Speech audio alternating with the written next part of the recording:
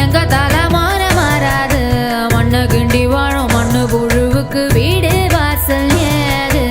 ஐயனாரு சாமி கண்ணை திறந்து பாரு, எங்க சனோ வாழ முன்ன விட்டா யாரு? எதிர்கா